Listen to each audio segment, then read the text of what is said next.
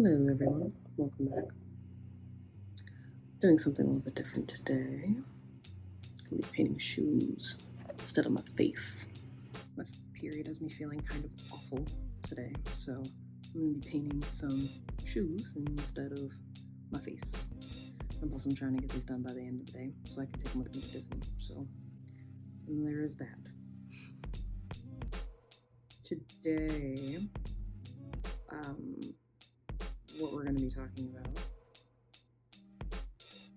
kind of has to do a little bit with the last video that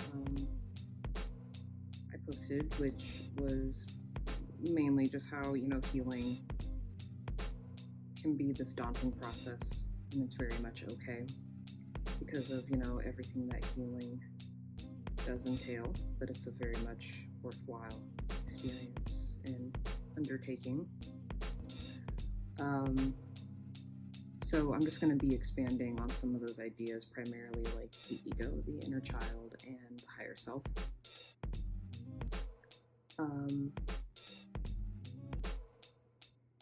And like kind of their role within our lives and what that can look like, especially during that whole healing process, and once we start to like shift our identities and how they can cause a lot of noise in our lives. So I wanted to start off with the ego because I feel like that's kind of like the big one, and should I say misunderstood. I think, because I think we view the ego as something that, we need to like kill, eliminate, or get rid of, because we'll hear that a lot, especially within the spiritualist community, right? Is to like, kill the ego. But I think that's a little misguided. I don't think your ego is something you're supposed to kill. It's a very necessary thing, but our ego can be misguided too. But the ego is essentially synonymous with the self. It represents like our human mind or our personal mind, and it's shaped by a lot of our experiences and the environment in which we grew up in and experienced in childhood, and it kind of evolves as we live and experience things throughout our lives. So it operates based on these patterns that we've kind of learned and picked up along the way. So when it's kind of like left unchecked, it can be primarily fear-based and it, looking for external validation, and maybe even like controlling, and it can kind of just be the noisy and reactive parts of ourselves. So it's very likely to construct narratives based on those experiences. And when the ego dominates, it can thrive on comparison, judgment, and attachment to outcomes. So we may feel anxious, defensive, and even competitive. But the ego operates this way as an attempt to keep us safe, and it does so by maintaining this familiarity and survival patterns. And the ego's idea of safety is really just certainty. So it'll resist any kind of change usually and just wants to cling to what is familiar, whether it's good for us or not. So I've kind of learned that my big one is money. My idea, or at least I should say in my human mind and my ego's idea of safety is like financial safety. And often that means working dead-end jobs that absolutely drain the life out of me, right? Even though I've always been such like an ambitious person and even wanted to do something like YouTube or a blog, a lot of what has really stopped me is certainty. So I've never really felt too good about going toward my goals and my dreams because of the need for certainty, and having seen a lot of the things that I have seen throughout my family, my childhood, where like sometimes money was not certain. Even watching like my parents bounce from job to job, they were looking for a level of certainty. And so I think from a young age, it's just like financial certainty was ultimately just the goal. And that's not to say that financial security isn't like perhaps a bad thing, but it can be when it's like your sense of safety is entirely tied to it, which mine has been, and that is a conditioning that I had received in life. So it's entirely ego-based, which I think is true for a lot of us. And how I kind of became aware of the fact that this was, impacting me is like through those like trigger exercises that I talked about in the last video, and like working with a life coach, and even therapy, and just a lot of self-helpery mindfulness practices, and just a lot of self-awareness can be very helpful in determining like a lot of the limiting beliefs that you may be clinging to, and just kind of be able to observe them without judgment and just kind of getting entangled in it. When we become aware of these parts of ourselves, our ego can be a good collaborator rather than a part of us that's like competing with, like, say, the inner child and the higher self. So next that brings me to the inner child, which I feel like is often interacting with the ego. It represents the non-developed parts of ourselves. It may not be entirely fully caught up with the rest of our personality, which just depending on where you're at in your healing journey, it can be split off from like the rest of ourselves due to like any like unprocessed trauma or experiences. So, and when I say like the ego often interacts with the inner child, it can kind of suppress the feelings of the inner child, which can make it hard to differentiate where it's coming from, because internally they sound a little similar. So when I say the ego often interacts with the inner child, the ego can often suppress the feelings of the inner child, which can even cause like stifling of like creativity and self-expression. The inner child is almost quite literally just a representation of like your younger self, and it just carries all of the memories and emotions and unmet needs of your past selves. And I've heard some people say that they really don't like imagining themselves as like, like that there's like a younger version living inside of them, which just seems so like weird to me. And I just think, us ignoring the fact that there is a child that lives in us all is just really ignoring one of the most like vital parts of ourselves that really tells us so much information. When I started working with my life coach that I currently have right now, she said, "I don't work for you, I work for your 6-year-old self." And at first it kind of didn't make sense to me, but it kind of did. I was like, well, the inner child has to do a lot with just the pure essence of who we are, the unfiltered version of who we are when, we came onto this earth. But when we experience trauma or neglect during childhood, these parts of ourselves kind of remain wounded or just kind of almost stuck. I'm looking at some of the area that I painted on the shoe and I can't even tell what the heck I did. Whoops. Because I like sketched it out beforehand before I started painting it, and now I'm just having a hard time discerning what the sketch is, even what's happening in there. But anyway, the inner child kind of just remains sort of stuck. This can kind of influence behavior, relationships, and like any kind of like emotional responses that can come up as an adult. So when it does come to healing the inner child, a lot of that is also just like identifying triggers, acknowledging that pain and where that comes from, and nurturing it and just allowing yourself to kind of like express those things as they come up, rather than maybe even making yourself like feel guilty for feeling those things. I feel like anger is kind of like a big one for me. It's like I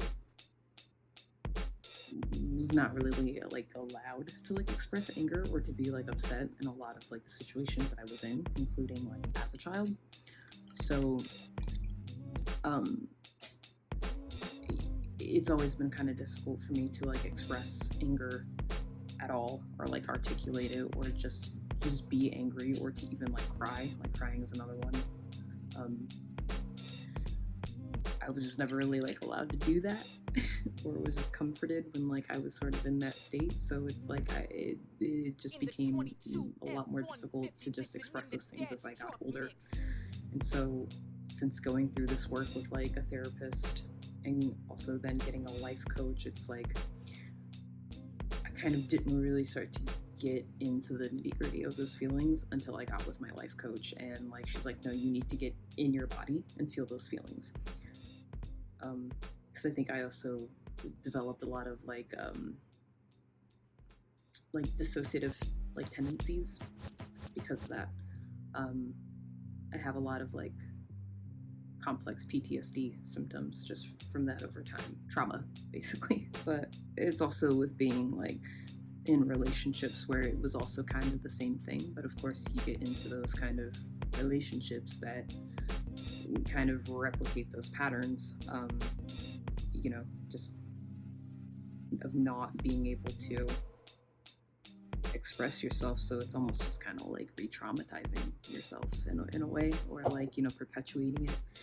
And even though like you don't consciously know that that's what's happening, but it's like if you're not really totally aware of those things and like actively, becoming more acquainted with that part of yourself and just kind of acknowledging it and healing it, you're doomed to repeat it, essentially. So that leads us to the higher self, which kind of transcends all of like the ego and its limitations. It's not conditioned by anything. Higher self is our true essence. It's also like our connection to the universe or source energy. It's our intuition and ultimately guiding us to our purpose, and just like it is our God energy. It does feel calm and loving and aligned with our authenticity. So when we kind of receive downloads or messages from our higher self, it's often very quiet. It guides us toward our growth, and I like to call them intuitive hits. When we start to align with our higher self, we feel more of a sense of peace and even like compassion and clarity. And connecting with our higher self requires like things like meditation, a lot of introspection, and journaling, spending time in nature, which is, quite similarly to how we like sit and observe the ego without judgment or getting too involved and drawn. And I firmly believe that connecting with this aspect of ourselves is what it means to remember who we truly are and to come home to who we truly are. Overall, I feel that the goal of the higher self is to guide us toward our authenticity, growth, and fulfilling our soul's purpose. And like by doing this, we find more of what nourishes our soul, and like the people who are on a similar path and will be able to support us in that. And it's a beautiful thing. So all of these aspects play a vital role and are the reason behind the dissonance that we may experience when we operate from survival mode, and as well as when we start to shift our identity. When we are in survival mode, we are mainly operating from a place of ego, and that would be because the ego's primary objective is safety, or more accurately, certainty. When in survival mode, the ego can feel hyperactive, anxious, and can amplify all of those things, and including like self-preservation tactics. The inner child will likely be more sensitive to triggers of past traumas, and it may seek certainty along with trying to gain that from the ego, or it may be avoidant completely, which again, it's like all quite similar to the ego and how they just kind of interact and sort of like collaborate with each other just to create that sense of safety and certainty, which is why I sort of feel like the inner child is more of like the part that is triggered, and then the ego is the part that's trying to soothe that trigger. Like the ego is the one that's like, okay, like this is what we need to do here. It's sort of like the doer, the thing that alerts the action. But the higher self kind of remains calm in all situations, even in a crisis. Whereas like that inner child can just feel very like overwhelmed and scared, maybe even like abandoned, or like fear being abandoned. But the higher self is the part that kind of like offers that guidance, intuitive hits that will move us toward the aligned purpose and to kind of trust the process rather than just repeating like exactly like what we know, especially with what we know and what might not be good for us. Because the higher self knows, it always knows that, you know, this isn't good for us anymore. And then the ego is often like, okay, but I just know how to repeat a pattern. So when it comes to identity shifting, the ego will likely be resistant to that change. And trust me, it's real fun. So it wants to cling to those old patterns and just gotta like try to beat you into submission in every way that it can. And the inner child, much like the ego, will try to resist because it does fear like abandonment, rejection when stepping into like a new role or a new path in life. So our higher self will basically ask us to shed what is no longer serving us, especially in that path toward our higher selves, and just, you know, ask us to embrace that change, because regardless of how painful that might be, it's not any more painful than staying the same, especially when it comes to habits that are harming us or being in places where we're not accepted, we're not valued, and we're really not utilizing our talents, or staying in places or with people that just don't bring us joy or any kind of fulfillment. Once we form that collaborative relationship with all parts of ourselves, the ego and the inner child can serve a constructive role along with our higher selves. Since the ego is very privy to like danger and keeping us alive, it can help us make practical decisions, and this can also help us ensure our well-being as well.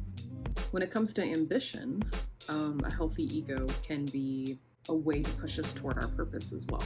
Because like I wanted to start a YouTube channel, so that way I could teach a lot of these ideas that have helped me and helped my growth. And I wanted to share these ideas and share them with you, so that way people who are interested and who this resonates with, they can also be inspired. And that way I can sort of build a community and a way of life by doing this. And there is nothing wrong with that. But that is where a healthy sense of like want, need, and desire from the ego is communicating with our higher self. And that's when they are in collaboration rather than competition with one another.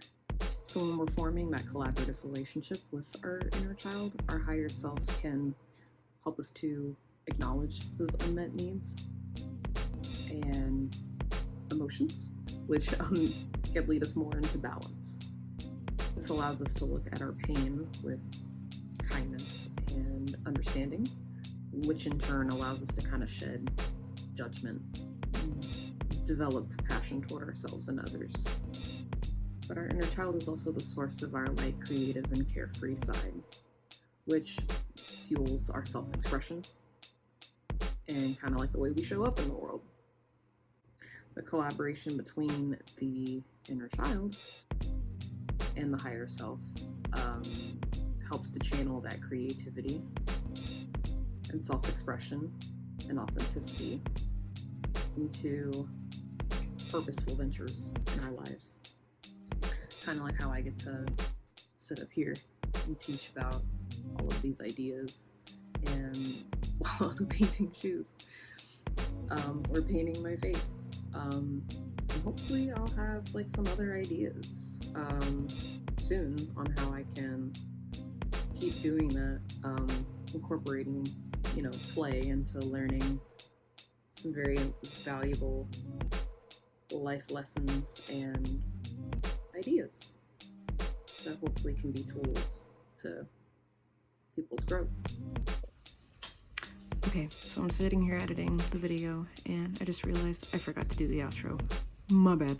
But anyways, I hope you guys enjoyed it and found it helpful. But if you have any questions or comments, feel free to leave them below. And I love you guys, and I'll see you next time. Bye.